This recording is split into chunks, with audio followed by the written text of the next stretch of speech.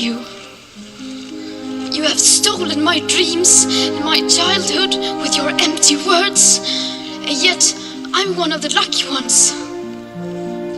People are suffering, people are dying, entire ecosystems are collapsing. We are in the beginning of a mass extinction, and all you can talk about is money and fairy tales of eternal economic growth. How dare you! One of the most important things, never, ever quit. Never quit. One of the things about loving what you do is that it's not work, and therefore you don't quit automatically. It's a lot easier not to quit. But you can never give up. It's harder than a lot of you thought it might be. Sometimes it may make you feel like that it's not possible. You might want to give up. We believe in you. Don't give up.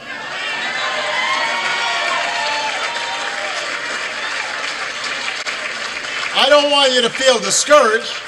I want you to understand that it just means we got to push that much harder.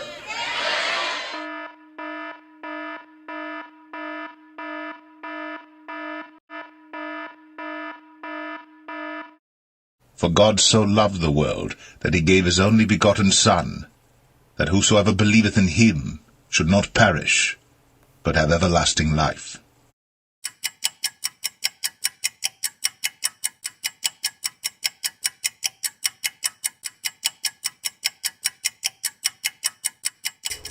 What is going on up in Maine? I covered a story a few days ago about a J-man who claimed that a sheriff, Oxford County sheriff, had sexually molested him.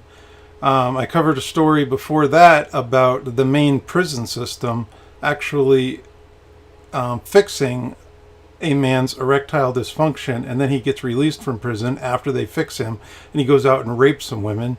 And earlier today I posted a story about how the former chief of the Maine State Police, Colonel Demers, was convicted of sexually molesting a 4-year-old family member.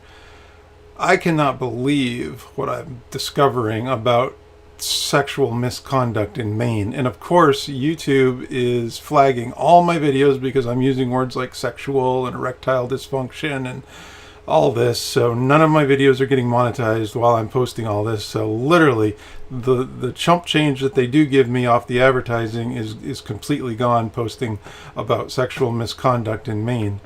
But I'm just blown away by what I'm discovering. And today or tonight, I'm tired. I've worked a case. I woke up at 5:30 in the morning. I worked a case all day, and now I'm going to try to get through this live stream tonight. Also, please comment if you have any questions or you want to add to the conversation we're having tonight.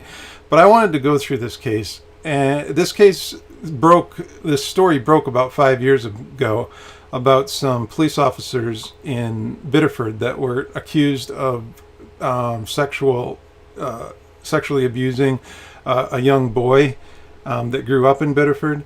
And I've sort of been following it. I've had my eye in it. I haven't really paid close attention to it because, honestly, I have a hard time with. There's a huge group of people out there that kind of think that there's a huge government conspiracy with pedophiles, and everybody in positions of power is a secret pedophile, and you know, it's been boosted by conspiracy theorists like Alex Jones, and of course Epstein Island didn't help that. And I'm not saying it's not true or it is true, but I'm saying I've always had a very skeptical take on that, and I didn't really want to focus on that, and I don't want to focus my channel on that. Definitely, I do not want to turn this into a channel that's trying to out pedophiles.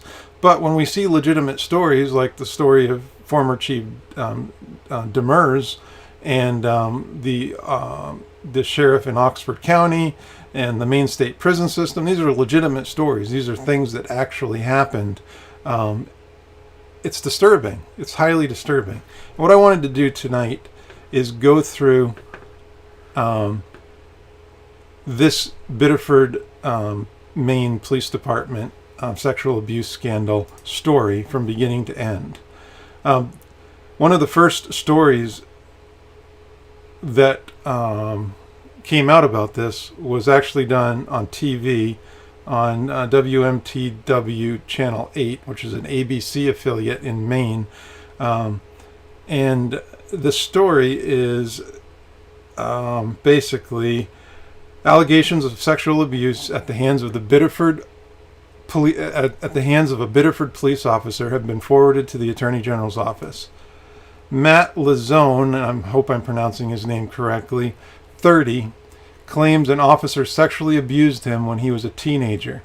The Attorney General's office would neither confirm nor deny the investigation, but Biddeford police officials said the matter had been forwarded to the state. According to Biddeford Deputy Police Chief Joanne Fisk, the officer under investigation is a former officer who left the force more than a decade ago. Lazone first made the allegations public through a Facebook post. Since then, others have come forward with their own allegations regarding the same officer. According to state law, instances of sexual assault on a minor can be prosecuted at any time. And then it says to stay with this news channel for all the updates on this story. So this is an interesting story. Number one, I have a connection to Biddeford. The church I went to all growing up was located in Saco, so a lot of the members of that church also lived in Biddeford. The first girl I ever had a crush on was from Biddeford. I remember going to her house in Biddeford. Her dad was a carpenter, and I always thought, this is an interesting house, but or not house, but area, because it was a little more run down than my house in Scarborough. But I had the hugest crush on that girl. So I know Biddeford, and so I immediately sort of felt like a little bit emotionally connected to the story, and so I wanted to learn more about it. And so basically, this Matt Lazone guy, he's 30. He claims that, over a decade ago, so that would have been 15 years ago now, or right around that time, he was sexually abused when he was a teenager. We get a little bit more details in this second story by the same news channel. A month-long WMTW News 8 investigation reveals 3 men have come forward claiming sexual abuse at the hands of a former Biddeford police officer. The officer no longer lives in Maine, but his alleged victim's story has terrorized them for decades. They are now asking for help. My first was behind my aunt's house, handcuffed, Rick Alexander of South Portland said. Alexander believes he is the officer's first victim. I met him through my cousins, and the kids in the neighborhood all knew who he was, Alexander said. I was befriended by him earlier than I was molested. I was probably 10 years old, and I got molested when I was like 13. It took Alexander decades to come forward. In 2002, he filed a complaint with the Maine Attorney General's office. Those reports obtained by WMTW claim the officer pushed Alexander face down on the bed, adding he could not physically resist the man on top of him. I feel like a rape victim would, Alexander said, and that's what happened. My innocence was taken away from me. 2 other men, now adults, have recently filed reports with the Attorney General saying they were abused by the same officer when they were teenagers. Alexander regrets not coming forward sooner, and he was never told why the Attorney General did not file charges. I was hoping that something was going to get done about it. 13 years later, here I am, he said. WMTW News 8 has learned the same state detectives who looked into Alexander's case in 2002 and 2003 is now investigating the new claims of abuse. It just makes me angry inside that they would let this go as far as they did, Alexander said. Alexander still faces his demons and is looking for justice. He said he has suffered for decades, culminating in a suicide attempt. He blames himself for the stories of the other men who are now coming forward. Who do you trust? Who do you go to? Will people believe you? Alexander said. And the answer for all of those questions for me was no. Nobody was going to be there for me. A spokesman for the Attorney General's office would neither confirm nor deny any of the investigations, both ongoing and in the past. We attempted to contact the officer several times over the past month and have not heard back. WMTW also asked the Biddeford Police Department for a comment on the investigation, but the department declined. So you can see this is a very familiar story. I like all the stories, the dozens of stories I've covered about trying to get answers from government agencies in Maine. It is impossible. Supposedly there's a law in Maine that says they cannot comment on ongoing investigations, but the law is more of a suggestion, but they use it as just something that's the gold standard. So they never, ever, ever comment on ongoing news stories.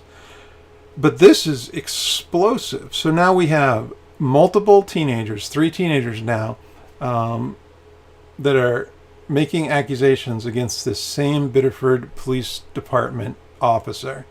And one of the men, Alexander, complained over a decade ago, and an officer from the state looked into it. And now he's complained again, and it's the same officer looking into it. No charges have been filed that time. And well, let's continue reading to find out if charges are filed this time. So here is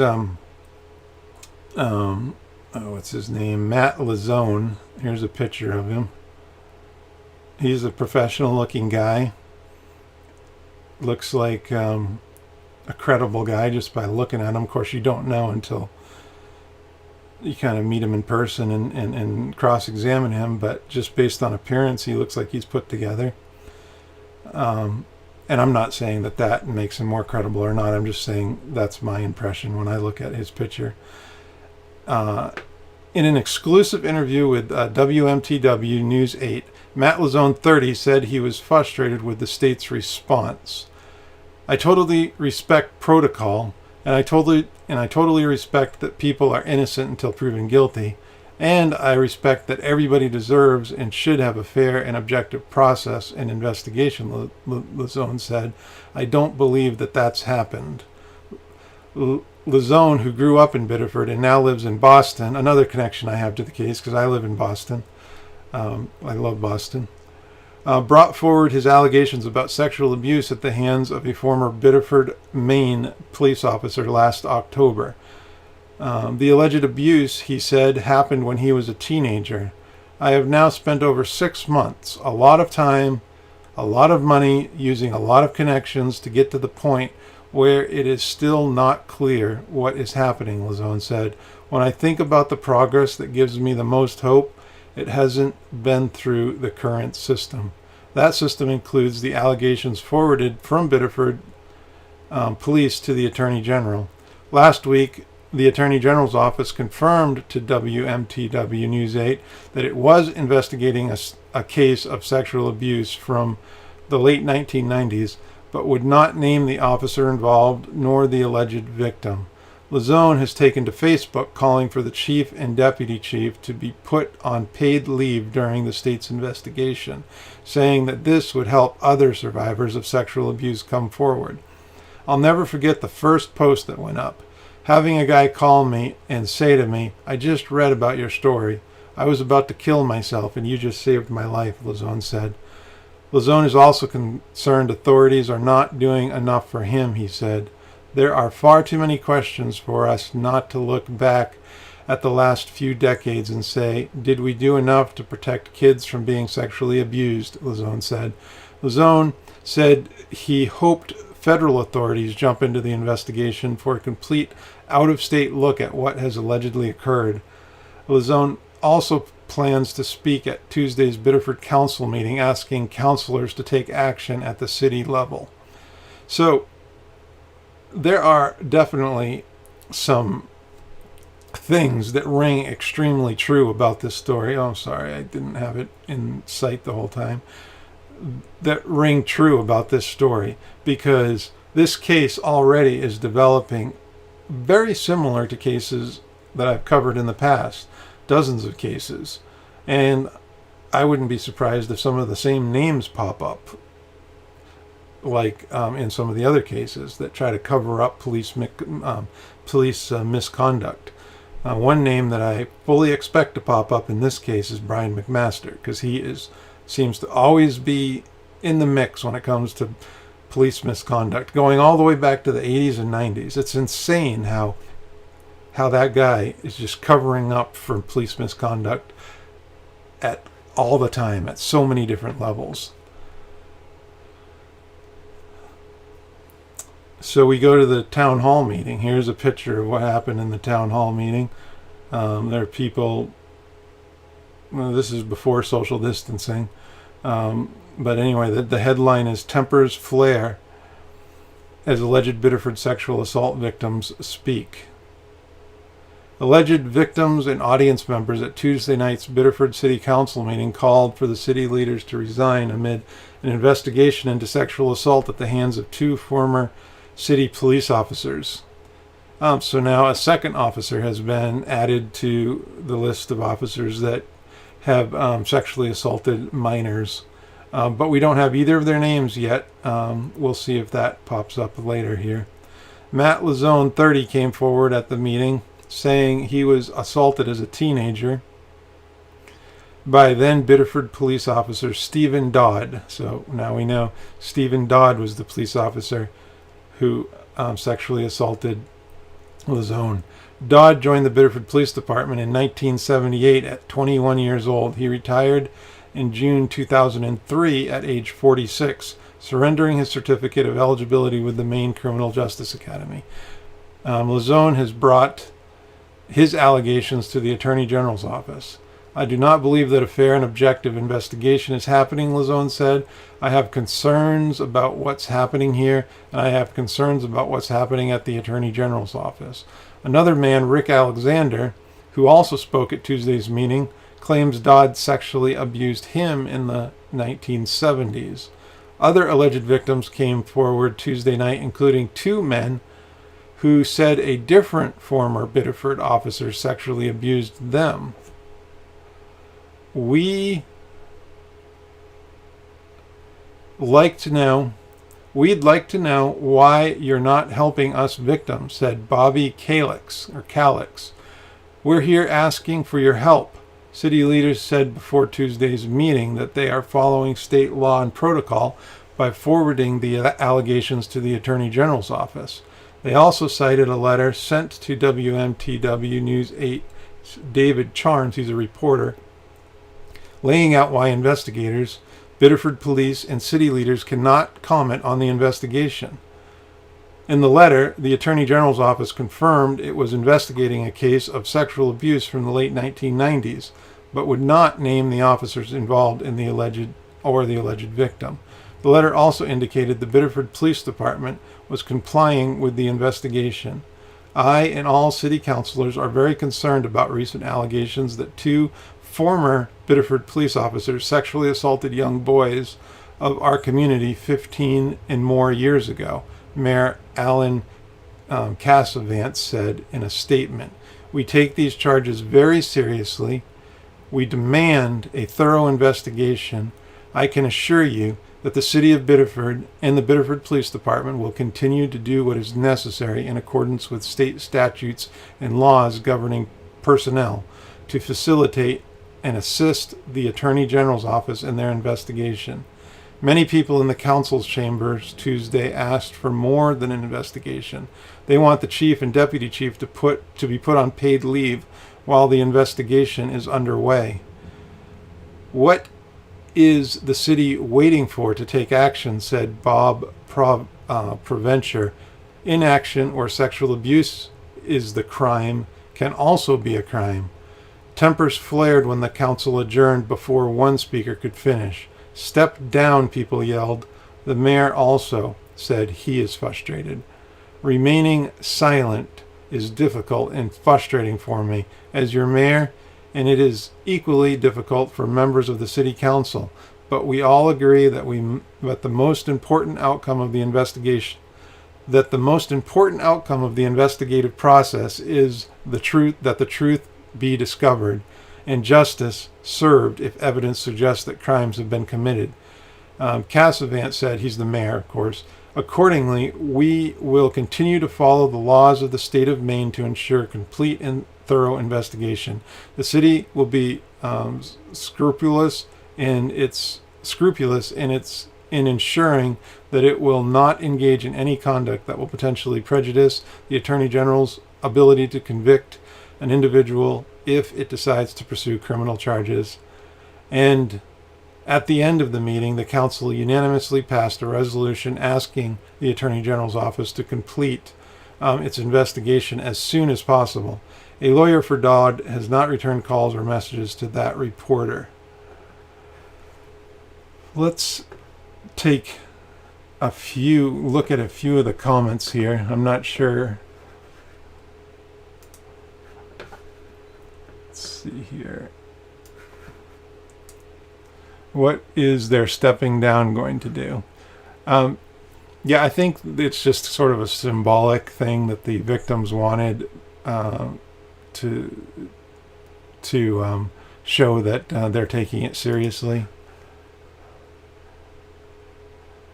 Let's see what other comments we have. If you want to write a comment, you can join the conversation here. Wow, this is getting real. Yeah. I'm surprised that I'm uncovering all these different stories of sexual abuse in Maine. It's starting to get a little overwhelming.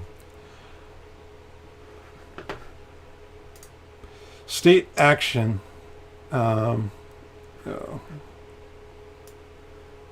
State action demanded on Biddeford sex abuse allegations. Alleged victims and some city councilors asked that the state officials strengthen punishment of sex crimes and thoroughly investigate accusations against the former police officers. Alleged sex abuse victims and several city councilors demanded Saturday that state officials step up to strengthen punishments of sex crimes, support victims, and ensure that allegations of sex abuse against former Biddeford police officers are thoroughly investigated. So you can see that this has progressed where a whole bunch of people have come forward. And I want to add that that's sort of similar to my case, because when I came forward saying that there was a department of the Maine State Police that had cronyism and was only giving PI licenses to former state troopers and law enforcement, immediately after I published my first Facebook post, immediately, I got email messages from different people, phone calls, Facebook messages. I mean, I was flooded. Not just other PIs, people that were trying to become PIs also told me that they made the process so arduous that they just gave up. And also that department handled weapons as well, like concealed carry permits and a bunch of stuff like that. And people said it was also corrupt in that regard too, which I didn't really look into that much. But so the same thing happened. I put something out on Facebook and immediately people started messaging me telling me the same thing had happened to them. Well, this happened in this case. The victim put a message on social media and immediately more victims come forward. During a forum hosted by State Senator David Detrimble, butchering his name, 3 alleged victims spoke of being abused by police officers and their frustration with the silence of Biddeford officials during a sex abuse scandal that has rocked the city. The Maine Attorney General's office currently is investigating allegations that Stephen Dodd sexually abused Matt Lazone in the late 1990s while Dodd was a Biddeford police sergeant and Lazone was a teenager. Since Lazone, now a Boston tech entrepreneur, went public with his accusations in March, city officials have largely stayed silent on the issue. Detrimble, a Biddeford Democrat, said he decided to unfold the forum after seeing alleged sex abuse victims and their supporters cut short at the city council meeting this past week when they began using the names of people accused of crimes. Detrimal said there has been a lot of frustration and anger in Biddeford because city officials for weeks refused to address the allegations, citing a state law that prohibits law enforcement from speaking about ongoing investigations.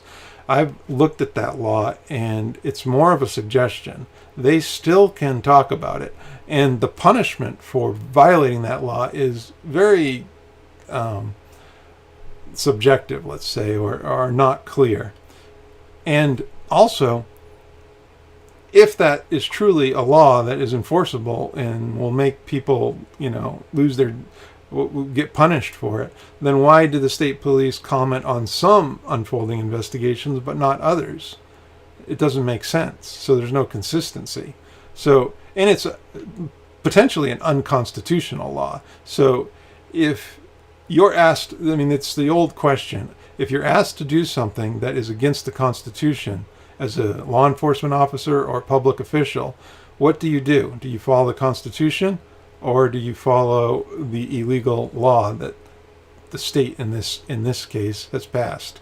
That's a kind of an ethical question that you could put to people. A lot of times that ethical question is put to criminal justice majors and pre-law majors and maybe even in law school. It's also a religious question. When you are faced with whether to do the right thing or to do the thing that everybody kind of expects, what do? If there's a $20 bill laying on the ground and you saw the guy who dropped it, do you give it back to him or do you keep it? This is one of those situations. These public officials could be speaking out about this investigation, but they're choosing not to because they're taking the coward's route. That's my opinion. DeTrumbull, a Biddeford firefighter, believes city officials could have quelled some of the public outcry by acknowledging that residents are upset that 2 officers were accused of sex crimes but never prosecuted. Dodd was investigated for sex abuse allegations in 2002, but he was never charged. A second former officer, Norman Gaudette, was investigated on similar charges in the 1990s, but was not indicted by a grand jury. I'm very disappointed. This is not the city I grew up in, Trumbull said. This is another serious problem we have with sexual abuse allegations in general, is a lot of times it's a he said, she said, or he said, or whatever it is, or she said, she said, and prosecutors are they feel like they don't have a strong enough case, they're not going to win, so they won't take it on. Or, like in the case of Chief Demers, he was a highly respected Maine State Police trooper. In fact, he was the most respected trooper in Maine State Police history, and his record stands today as getting the most medals and awards. And so when the parents of a 4-year-old girl came forward saying that he raped and, well, I don't know if it was rape, but he had sexual contact with this 4-year-old girl, the parents in the court were always in the minority. There was tons of people in the courtroom all the time supporting Demers, the child rapist. And the poor parents of this 4-year-old girl were always in the minority in the courtroom. It was disgusting. During the meeting, Lazone read a statement he said was from a former Biddeford police detective that alleged a prosecutor intentionally compromised the case so that Gaudette was not indicted. Also at Saturday's forum, Larry Ouellette, the accuser in the Gaudette case, a lot of French names here. I think Biddeford, just for people that aren't from Maine, is known for its French-Canadian population. So there's a lot of French. I'm probably butchering all these French names. He said he supports Lazone's determination to prosecute Dodd, but said he told him he was trying to achieve the impossible. Ouellette asked state officials in attendance, including Senator Bill Diamond of Windham and Representative Marty Grohman of Biddeford, to enact a law that ensures victims have a chance to testify against the person they accuse of abuse. He said he was not allowed to testify against Gaudette at the grand jury. What? There's just so much about this case that is just surprising, just blatant things that don't make sense. The victim doesn't testify in front of the grand jury. That does not make sense. Biddeford City Councilors Bob Mills, Robert Quattrone, and Clement Florent attended the meeting. "We're here because we care," Mills said. I wonder if he's related to the current governor, Bob Mills, City Councilor Bob Mills. The current governor of Maine is Janet Mills. I do not know. Maybe. If you know, write it in the comment section. "I had a problem sitting on my hands and not saying anything during the city council meeting."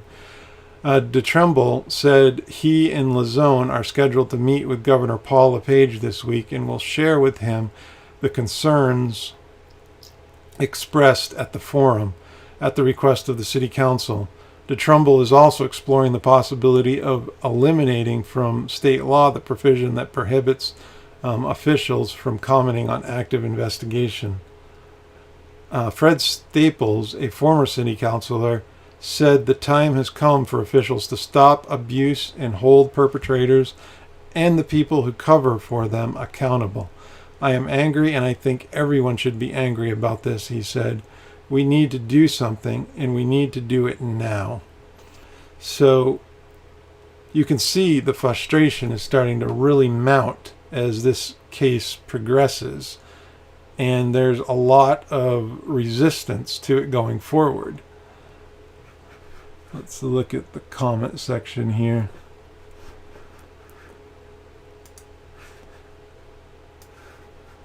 DL Bob Mills is a huge snake in the grass. Prosecutors like the AG's office are in bed with the cops and municipalities. That's true. Politicians are cowards because they are otherwise unemployed. These are all great comments.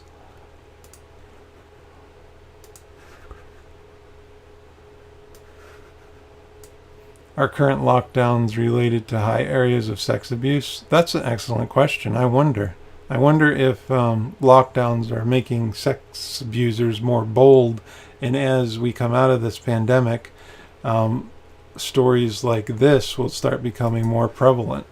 That's excellent. Coming in late, better late than never. This is a fascinating discussion.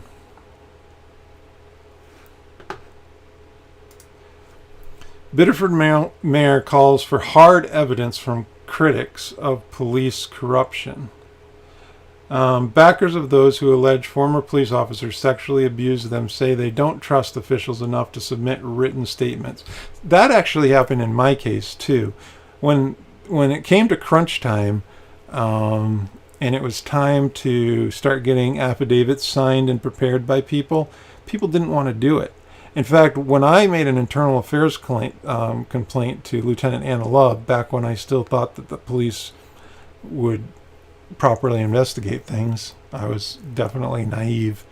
There were many other people that also were complaining and contacting me at the same time. And I kept writing emails back to them or telling them on the phone, well, just make a complaint with Lieutenant Love. If we all make complaints about these dirty cops, then she'll have no choice but to do something about it.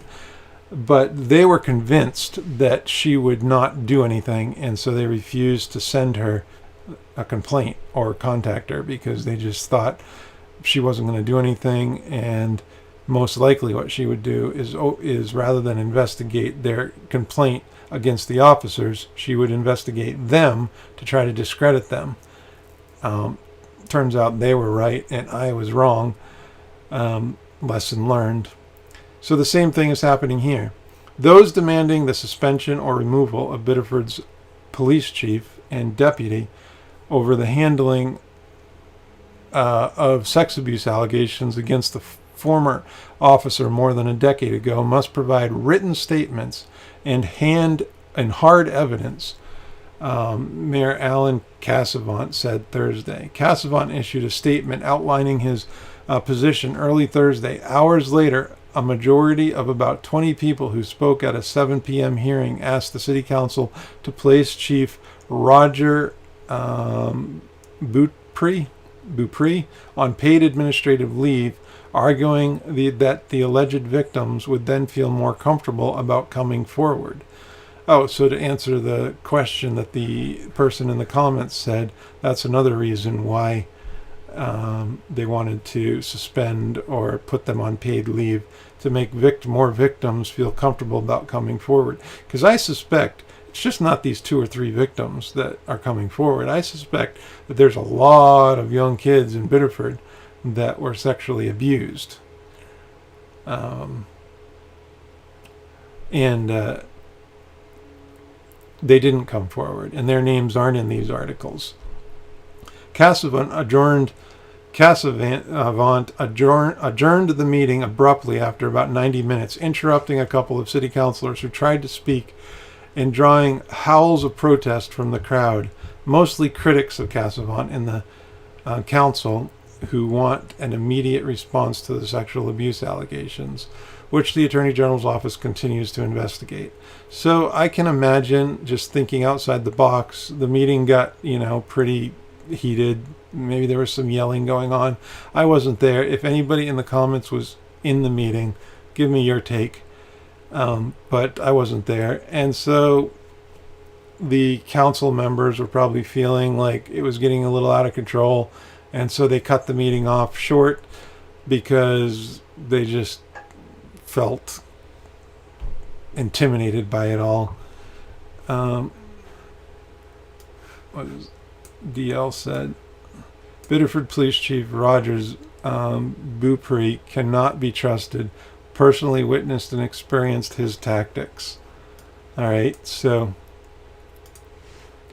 that's good information to know, especially, and so maybe some of the sexual abuse victims also knew that he was not somebody that could be trusted, and so they weren't going to come forward as long as he was in power there. So it might have been a good thing to do. It might have moved this story along, because sometimes there's limited or weak evidence against one sexual assault, but there's really strong evidence against another sexual assault. So you really want as many coming forward as possible, so that you can, as a prosecutor, pick which one is the strongest and then go after the police officers or the perpetrators on the strongest case, and then get a good conviction that puts them in prison for hopefully a very long time. Matthew Lazone and other alleged abuse victims, along with supporters who include State Senator David DeTrimble, have called for the suspension or termination of Beaupre, the police chief, and Joanne Frisk at previous council meetings. If Senator DeTrimble or anybody else can show us any shred of misconduct by any current city employees, and I emphasize the word current, then the council and I will act swiftly and appropriately. Cassavant said in his written statement, what I am suggesting is that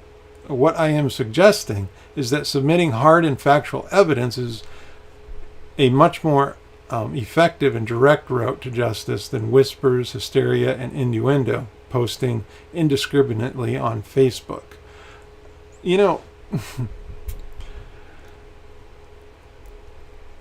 Trying to get in the mind of somebody who has been traumatically abused by a police officer. I mean, I don't want to get too graphic here. I'm sure this video is definitely not getting monetized, so it doesn't matter, but the accusations, as I understand them, are that these police officers threw these men face down on the top of their cruisers or on beds or something and raped them. Going through something like that as a young teenage boy, you don't know what kind of emotional havoc that brings to somebody. And they are traumatized. They are hurt emotionally and psychologically. They are victims. They don't understand what has just happened to them.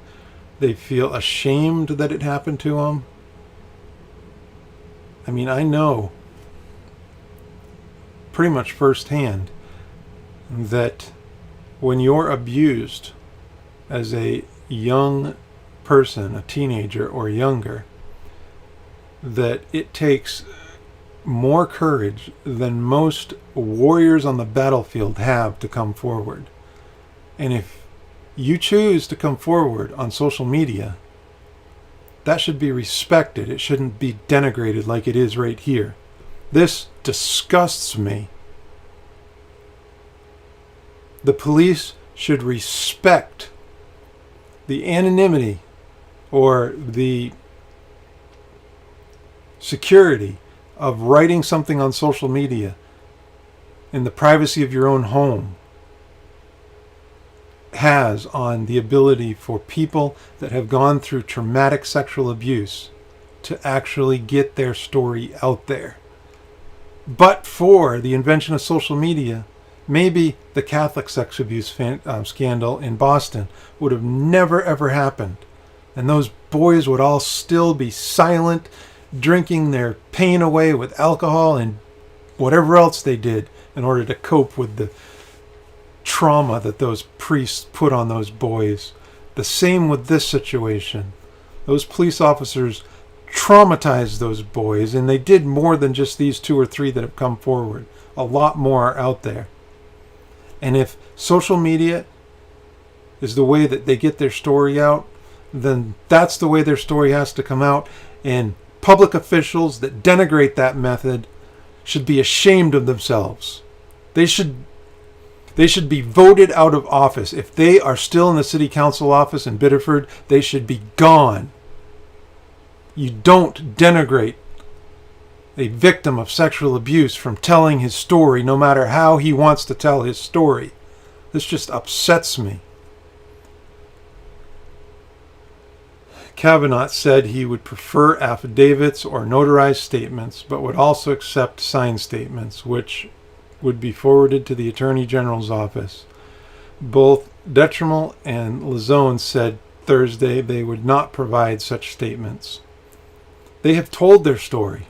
What more can they do? They not only put their stories on social media, they stood up in front of city council meetings, they talked to reporters, they talked to the police. What more could they do? Oh my goodness. It's almost like they were trying to make it just all go away. Daniel Parantu, I'm butchering that name, a Biddeford resident, said at the meeting that placing Beaupre, who's the chief, on administrative leave would also ease pressure on the chief. Placing an employee on administrative leave is not an indictment, Parentu said. In the business world, paid administrative leave is a gift. It protects the accused as well as the accuser. As far as I know, standard police protocol is that when a police officer is accused of a serious crime or a cover-up, which also is a crime, keep in mind, if the chief covered this up, it's a crime. It's almost worse than the sexual... No, it's not. Never mind. Usually they go on paid administrative leaves. Like if an officer is involved in a police-involved shooting, usually the officers that are involved go on either desk duty or paid administrative leave immediately. It's just the way it works. Former Biddeford City Councilor Fred Staples, who now lives in Standish, urged the council to take action.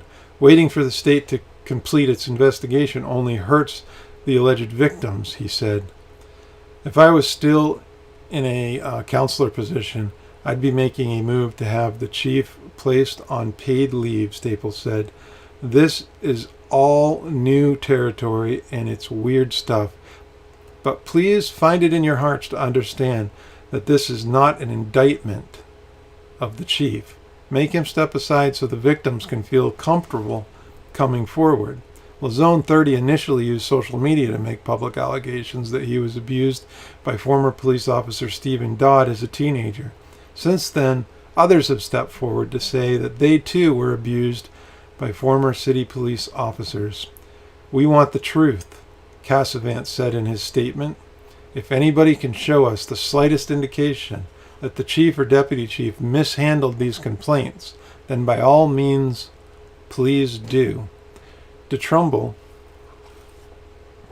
who did not attend the meeting, responded to Cassavant's request in a statement Thursday, saying that the alleged victims do not trust city officials whom they believe. "We will support the efforts of those accused." He said the police chief should be placed on paid leave to allow for an unbiased investigation into the allegations. Lazone also responded, saying that as long as the chief and deputy chief are in place, people do not feel comfortable making statements, and he reiterated an offer to speak with the council privately. He said the mayor has denied that offer, saying it would be illegal, though Lazone doesn't agree. "All we're asking is for a paid administrative leave which can clearly be communicated as intended to make survivors feel more comfortable coming forward and is not an admission of guilt," he wrote. So, I mean, it's actually a request that makes a lot of sense to me. Like, why wouldn't they? And why wouldn't the chief step aside so that more sexual abuse victims could come forward? Unless, for some reason, he knows that if he opens up a environment where sexual abuse victims feel comfortable coming forward, that maybe the city will be flooded with them, and he doesn't want that. So maybe this is just a continuation of his covering up. Because there's a reason why, back in 2002, the complaints did not go to indictment. They were just swept under the rug. Let's make the city look good. Let's not. And from what I understand, Brian McMaster was the investigator that was looking into the complaints, as well as another investigator. There were two AG investigators looking into those complaints. DL wrote, "Unfortunately, the Biddeford City Council has not welcomed the light. For years, their modus operandi pattern has been behind closed doors." I've noticed, that is pervasive throughout the state of Maine. All these dozens of cases I've covered, every single one, there's always, they don't release information.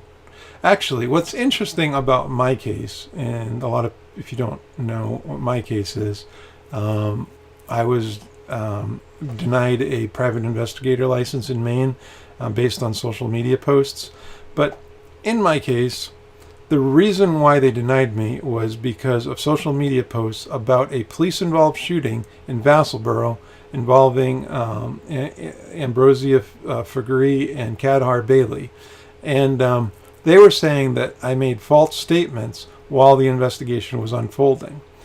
Well, I did make speculative statements, and whenever I was wrong, I corrected myself. And I did put things out on social media and open up a public dialogue and comment back and forth with people.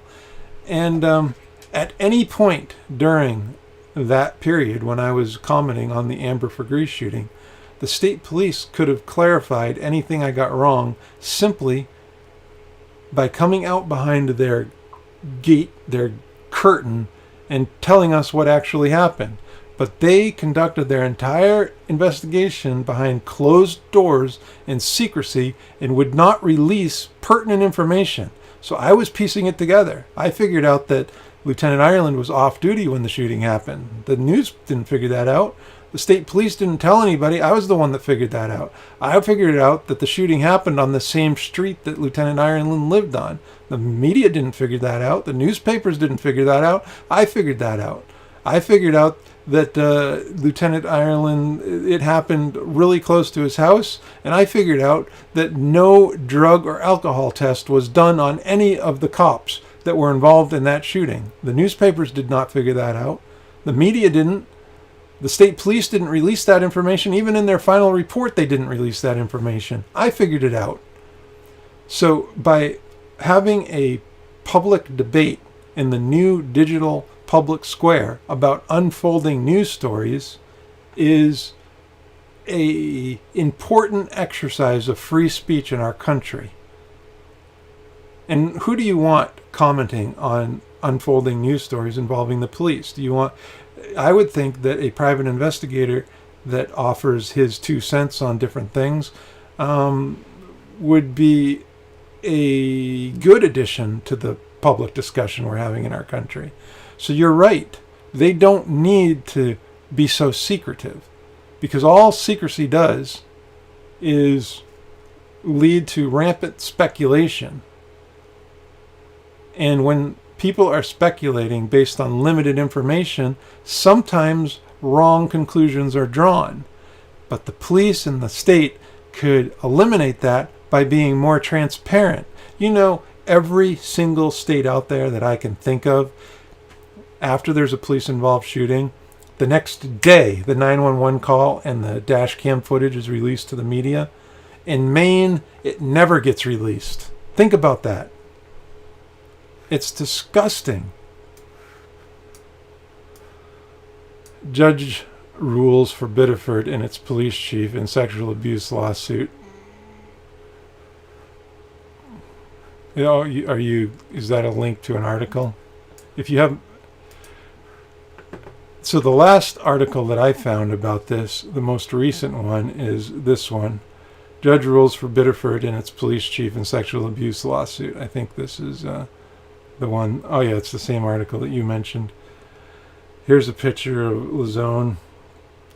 The caption under the picture says, Matt Lazone went public with allegations he was molested when he was a teenager by Stephen Dodd, a former Biddeford officer.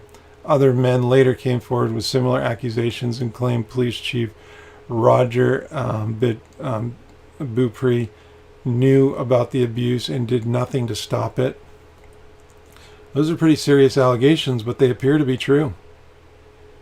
A federal judge has sided with the city of Biddeford and its police chief in a sex abuse lawsuit, saying the accuser buried his head in the sand by not raising his claim sooner. I mean, are you serious? That's a picture of the judge, Lance Walker, photographed in 2016.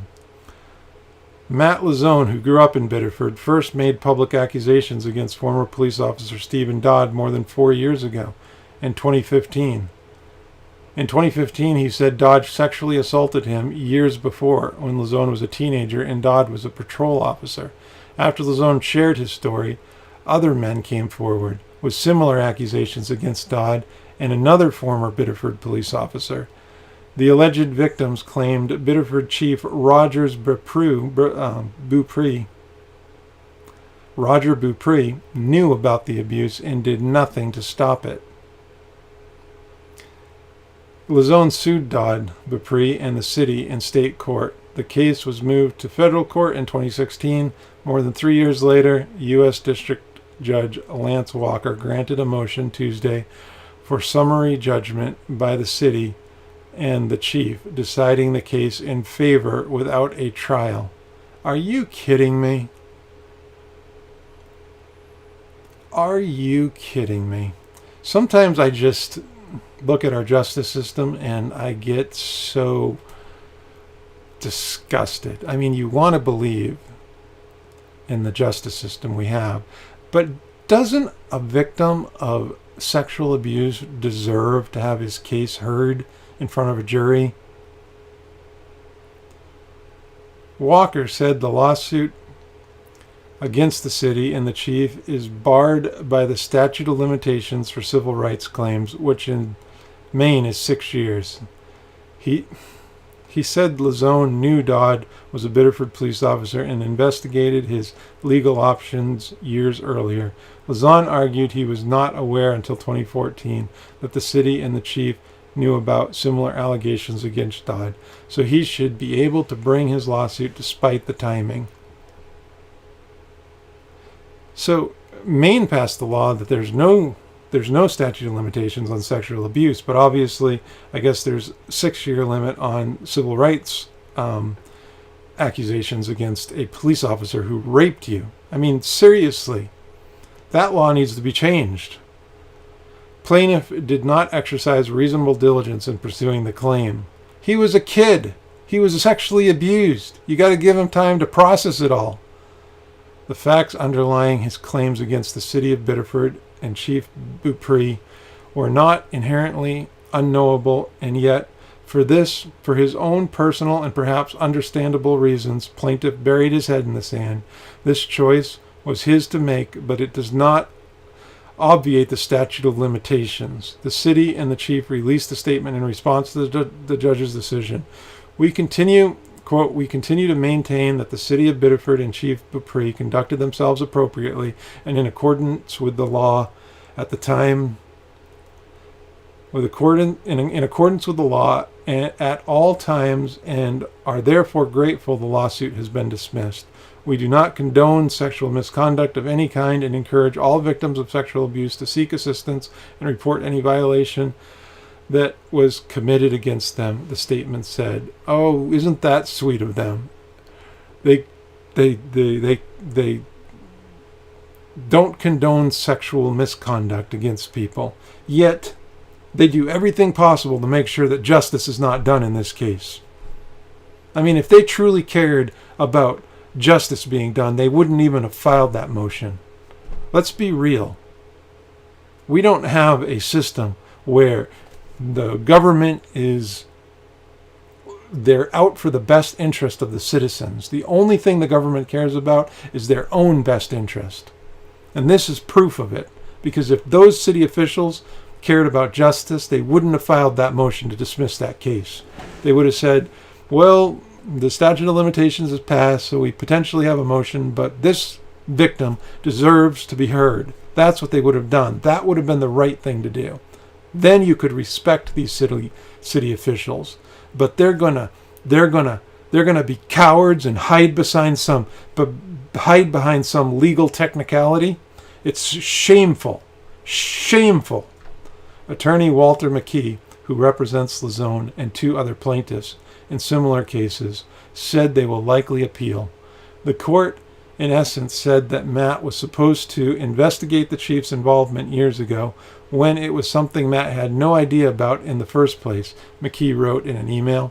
Matt had no idea until 2014 that the chief knew about Dodd's prior sexual abuse of other victims. As soon as Matt found out, he filed suit. This decision says that a sexual abuse survivor has to know the unknowable, which is troubling. That is extremely troubling. I mean, you can take it even further and say, well, what he should have done is investigate. The second he was abused, he should have immediately started investigating his own abuse and then somehow filed his own criminal charges, filed his own lawsuit, and done everything himself other than go through the emotional turmoil of just being raped by a police officer who you're told from a very young age to respect. Lazone wrote in an email that the decision made him feel an indescribable weight. He said he wanted a trial for a transparent judicial process, and he felt the police chief should have been committed to that as well. Good point. They're trying to hide behind technicalities rather than let the poor victim of a sexual abuse have his day in court. Shameful.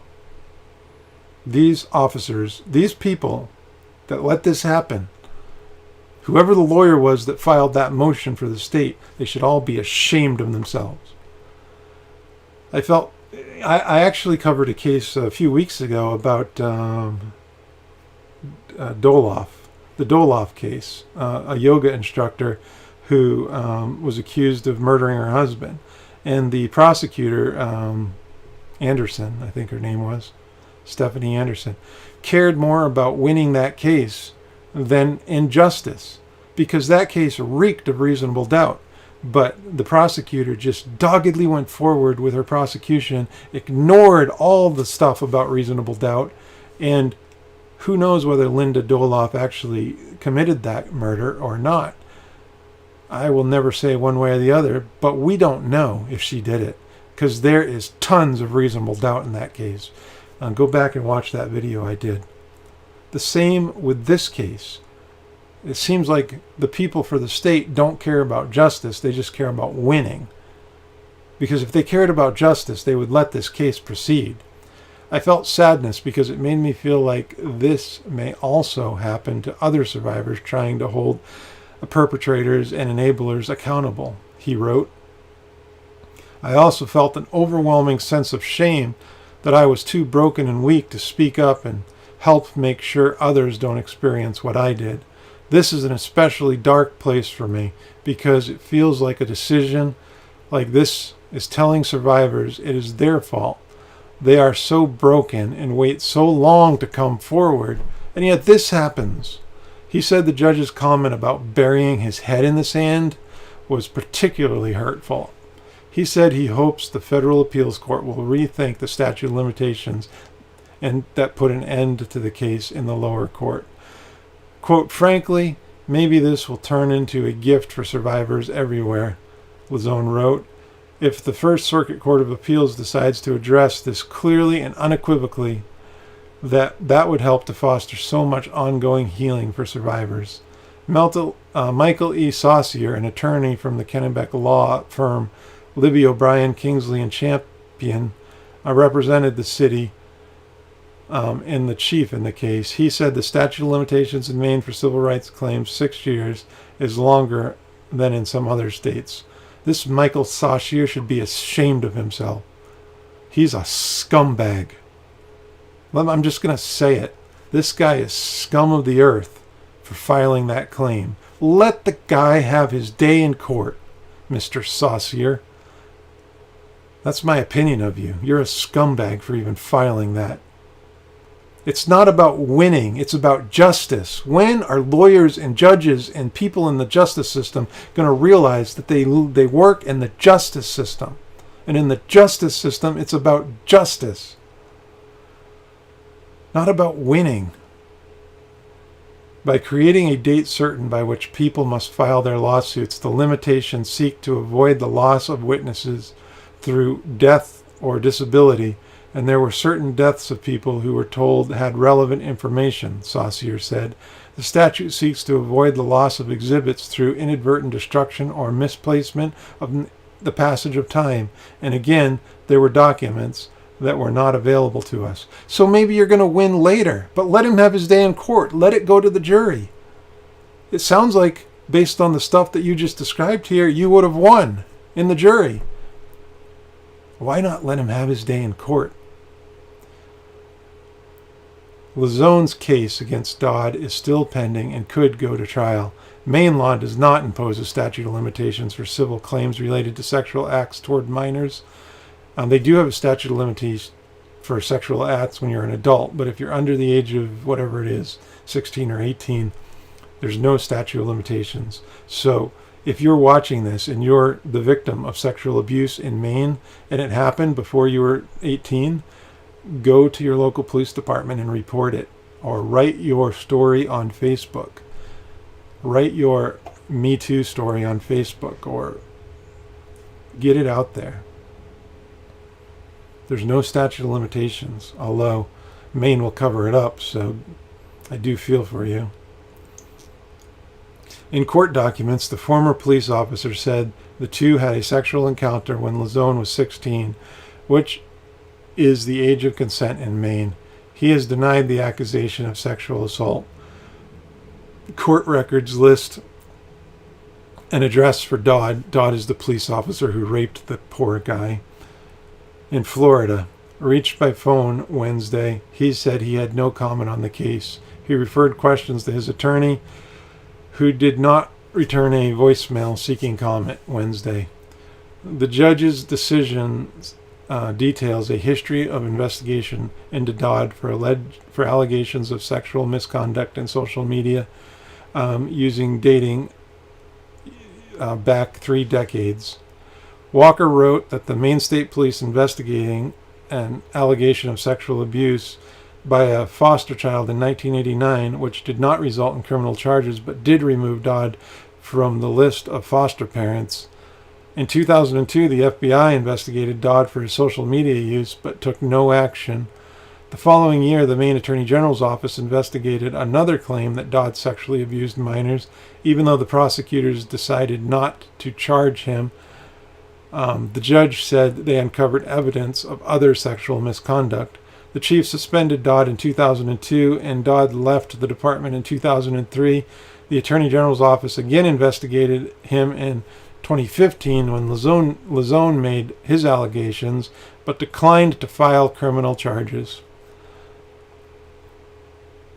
There's just so many signs about this dirty cop. But he was fortunate to be a dirty cop in Maine, where Brian McMaster, who was one of the investigators that looked into him in 2015 and also in 2002. I'm not sure why his name isn't showing up in these articles, but I know for a fact that McMaster and one other person were the investigators. They always cover up for police misconduct in the state of Maine, all the time. And once again, it happens. 3 similar lawsuits are pending in federal court, but the city is no longer involved in one of them. Bertrand Gerard alleged in his complaint that Dodd sexually assaulted him from 1977 to 1982. He agreed this year to dismiss the claims against the city and Beaupre with prejudice, which means he cannot bring forth the same claims again in the future. His case against Dodd is also pending. 2 other men have filed similar lawsuits against former Biddeford police officer Norman Gaudette, and those complaints also named the police chief and the city. McKee is also representing those plaintiffs, but he said it is unclear what impact the ruling will have on those pending cases. The Attorney General's office also investigated the allegations against Gaudette, but he was never charged with a crime. So all these officers are getting away with it, and they're getting away with it because they live in Maine. They would not be getting away with it if they lived in any other state, but because Maine covers up and covers their butt, what is it called? CYA. That describes Maine in a nutshell. Now 34, Lozone soon will begin his second year at the University of Maine School of Law. While my career has been in business, when I began struggling to imagine myself having a future, I realized an unquestionable reason to live would be helping protect people via the law, he wrote. Very noble. This guy is a hero, and he did not get justice. He was denied justice because of where he was born. He was born in Biddeford, Maine. He grew up in Biddeford, Maine. He grew up in the state of Maine, where the Center for Government and Public Accountability gives Maine an F on police accountability, an F on government accountability, an F on transparency. If straight down the line, they give Maine an F on all of the accountability aspects of their report card on the state, and they label Maine as being ripe for corruption. Ripe for corruption. Well, I know for a fact Maine is not ripe for corruption. It is corrupt. It's corrupt throughout all levels of government, from the governor, and I'm not coming at this from a partisan place either. Governor Paul LePage is just as corrupt as Governor Janet Mills. Neither one of them look out for the little guy, like Lozone, Matt Lozone, or the dozens of cases that I've covered on my YouTube channel.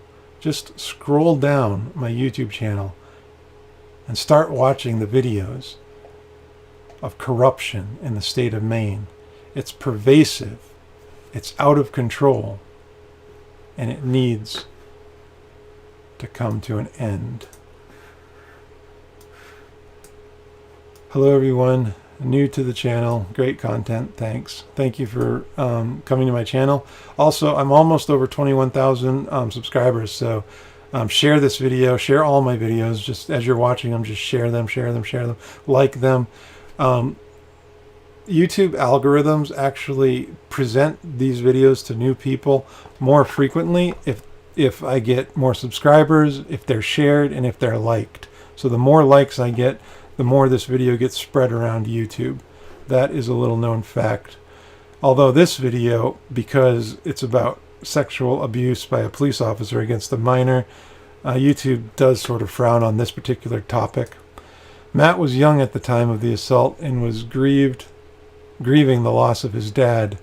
That didn't come out in any of these articles. Judge rules for Biddeford and its police chief in sexual abuse lawsuits. So I think I have covered what I wanted to cover as far as this topic goes. Keep this conversation going in the comment section. I appreciate the comments tonight on this live stream. We've been going for a little bit over an hour now. This is an important topic. As well as some of the other videos I recently covered, including the Oxford County Sheriff who was accused of sexually molesting a J man who came forward when he was also in his 30s. I mean, we need to make it more easier for people of sexual abuse to come forward. I mean, I know people that have been sexually abused. In fact, I know people that have been sexually abused right in a town right next to Biddeford, in the town of Saco, who hasn't come forward yet because he's just still working through the emotional process of what happened to him. I know people in other parts of Maine. I know there's a lot of, I mean, wasn't it interesting when the hashtag #MeToo movement was going around, which I thought was a pretty bad movement, to tell you the truth, because it literally was hashtag #MeToo and hashtag, another word for hashtag is pound.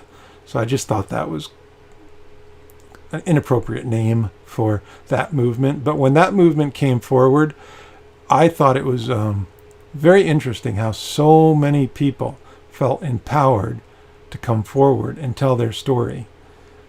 It was because for the first time people were listening and they felt like they would be heard if they came forward. And now in the state of Maine, there are people in Maine, probably a lot more people in Biddeford, that were the victims of these 2 or 3 officers. And this chief who seems to not want the truth to come out, that would come forward and feel comfortable coming forward. We need to make it easier for them. Again, thank you for watching this, and please comment, like, subscribe to my channel. I'm trying to find is this it?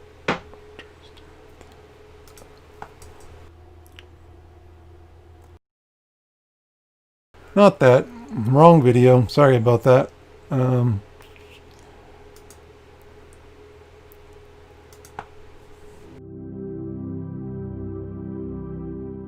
Prior to Maine denying my PI license, I really was invisible. I just kept to myself. I did my own thing. I worked hard, kept my nose to the ground, built up my business, and then boom, I run into a brick wall of corruption up in Maine. If I hadn't have run into that brick wall of corruption, I would not be posting these videos right now. I would not be exposing corruption all throughout Maine government, pervasive corruption that infects every aspect of the public sector in the Maine state government, from the state police to local sheriff's departments to industries where cronyism just runs rampant. In fact, the corruption in Maine is so blatant and in your face, it just surprises me. You know, my life seemed more peaceful and more tranquil prior to knowing that my home state, the state that I love, the state that I want to move back to, the state that I wanted to move my family to and raise my kids in, is just so corrupt. And I'm speaking to the public officials right now, the public officials, the corrupt and dirty public officials in Maine. All you had to do was give me the PI license and I would have just shut up. I wouldn't have said anything. I would have just moved on with my life. I didn't want this fight. I mean, we have to be the change we want to see in the world, and when you see corruption as bad and as blatant as I see in Maine, what choice do I have? I don't want this for myself, but what choice do I have?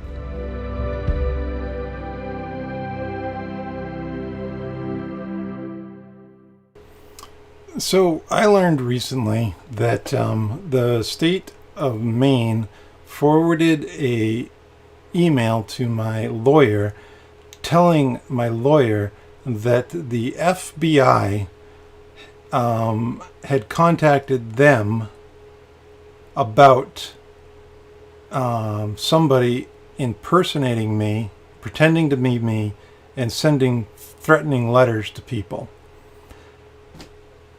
And the state of Maine was looking into this, and so the FBI contacted them directly. This made absolutely no sense to me. And so I posted a video a week or two ago about this whole situation, and basically I've come to the place where it's pretty clear to me that the state of Maine was trying to frame me for sending harassing letters to people, but because I live in Massachusetts, they had to get the FBI involved in order to arrest me, and the FBI realized what was going on and they put an end to it. So my butt was literally just saved by the FBI. The state of Maine were trying to come up with a false charge against me. That's pretty much what I put together. I don't know for certain that that's what happened, but in my video I asked people to write in the comments what they thought of this whole story, and these are the comments that came in, and I wanted to go through some of them. First comment said, and it goes from bottom to top, so I'm reading the comment kind of in order of how they came in. I can't blow these up for some reason. Oh, maybe I can over here. Hold on. There we go. I guess I can make it bigger here. Assuming this is all legit, you are getting attacked because you came too close to a very sensitive target that shouldn't be there. It would be a shadowed origin that wants you permanently discredited or silenced. Amazing how a recent difference to Shadowgate was quickly buried by even InfoWars. That must be a very sensitive area. So one theory that I had for why I was basically being framed was because I covered, made a few videos about the Millie Weaver story, and if you don't know about that story, just scroll down my channel, you'll see what's going on there. Basically, Millie Weaver, who was a correspondent for InfoWars, which is sort of a fringe conspiracy theory type site, was releasing this documentary, and kind of on the eve of her releasing this documentary, she gets arrested, and she's charged with something. And I made a few videos about that, and the reason why it was so explosive and why everybody was interested in it was because the documentary that she was releasing was about government corruption and cover-up and how they rig elections and give false charges to people and all sorts of things like that.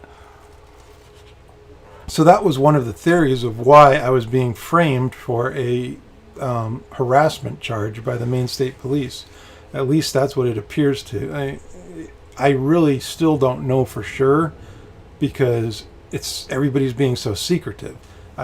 We try to reach out to the state police and they don't tell us anything. Of course, I can only reach out through my lawyer. I did talk to the FBI agent, and that conversation was just weird. I could tell she was keeping information from me. So just based on what my lawyer and I brainstormed together and what I was able to come up with, it appears that somebody was trying to frame me for a false charge. It's horrible. Next comment. I wonder if it's in response to your journalism about the corruption in Maine, or if it has to do with the Weaver stuff, referring to the Millie Weaver stuff. Praying for your brother. Keep this stuff public. Will only keep you safer. White hats are watching. I mean, that's what I'm banking on. I'm hoping that by staying public about I'm transparent about everything. The moment a brief is filed in one of my cases, I post it on my Facebook. If I have something to say, I come to YouTube and I say it. I utilize my First Amendment more than anybody in my group of friends, at least. And I get a lot of flack for doing it. And free speech is not free, as I've discovered, because when Maine retaliated against me and denied my license over a social media post, I had to appeal. And so far that appeal has cost me over $30,000. And then with all the other expenses between traveling up and down and buying different things and also posting on social media about it and advertising those posts, I've spent another $10,000 or so. So free speech was not free. Let's just get out there and say that. So Kill Uma writes about doing an investigation into getting the IP address and getting past the VPN. I'm not so much interested in that aspect because as a private citizen, I don't have a lot of those tools that the FBI would have. And I do know that the FBI agent did save my bacon. That pretty much is super clear. I am certain that the state police wanted to sick me with a false charge, but the FBI agent saved me. VPNs are exactly as secure as the VPN provider. Yeah, VPNs, I know there's a lot of people on YouTube that promote VPNs and say they're super safe, but we have to be real about that. It's a technology, and just assume that anything you put out there, any email you send, anything you put on social media is saved somewhere, and it will be out there forever. Especially all these crazy people that do the sexting. All those pictures are going to be out there forever, so I would recommend not doing that. Have all your computers checked to make sure that someone hasn't tried to load child pornography on your system. This is a common thing that nefarious characters, especially the government, do. Actually, in the Millie Weaver case, that was one of the things that happened to her. And it was not, this isn't a fake news story, it was the prosecutor confirmed that somebody had sent her an email with child, stuff on it. And Millie Weaver was smart enough to let people know that had happened right away, so it didn't affect her. And now they're investigating it. I have no doubt it's as bad as you say. Most governments are systematically corrupt today. My question is, why do you want to work there or move there if that is the situation, referring to Maine? The only state north of North Carolina worth anything is New Hampshire. When I realized how disgusting the mafia government in New York was, I didn't try and change it or fight it. I left. Massachusetts is horrible enough. Not sure what you see in New England or the Northeast, but it's all it's a well-used septic tank. Come to the South. So many people relocate here. The government can't deny permits with nonsense like that. Either that out west or New Hampshire. That's my 2 cents. But we'd love to have awake, responsible people like you and your family in the South. Also, if you are going to freeze up in Maine anyway, consider Alaska. So I grew up in Maine. I was born in Maine. I have a lot of family in New England. I love New England. I disagree with some of those things, although I understand why you said them.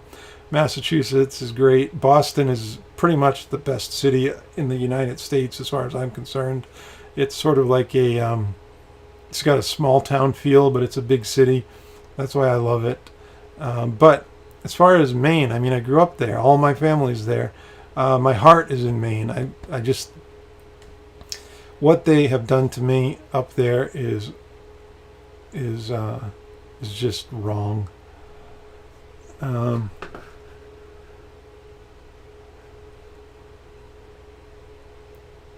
Interesting.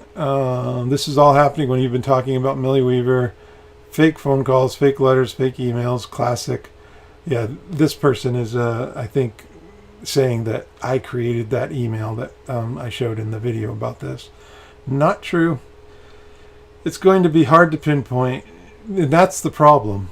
I don't know why this is happening. And until I start getting answers from the people that do know, because I don't even know the name of the person who's impersonating me. Anyway, I think that what I'm going to do is cut the stream off here. You can go to that video.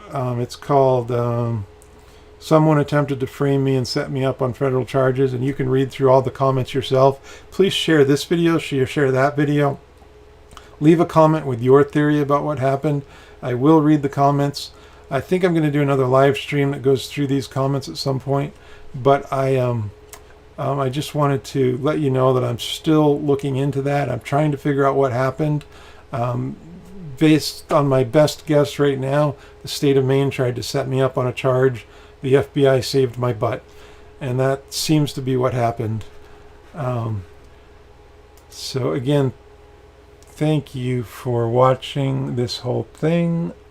I really appreciate it, and I'm going to play. I'd like to give a shout out to the Maine Fusion Center, a secret Maine State Police Department set up in the wake of 9/11 to spy on terrorists, but now spy on anybody who's a little critical of the state of Maine. They have spied on me, they've spied on peaceful protesters, they've spied on people that were against a power line going through Maine, they've spied on Black Lives Matter protesters, and they are my most loyal fan. They've watched all my videos, read all my posts, so a big shout out to the Maine State Police Fusion Center.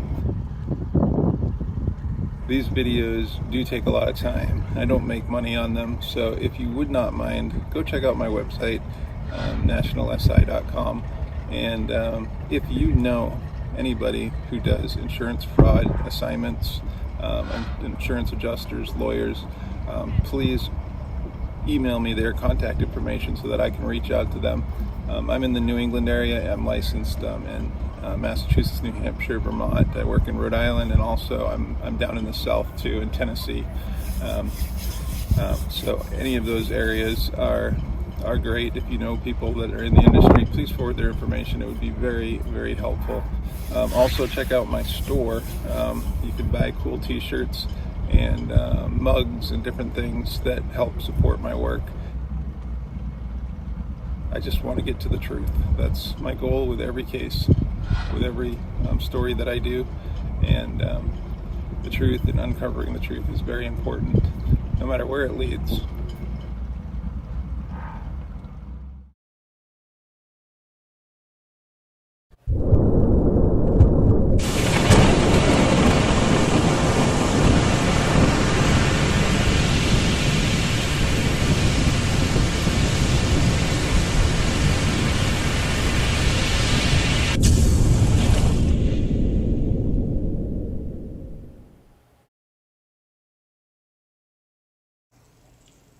Let not your heart be troubled.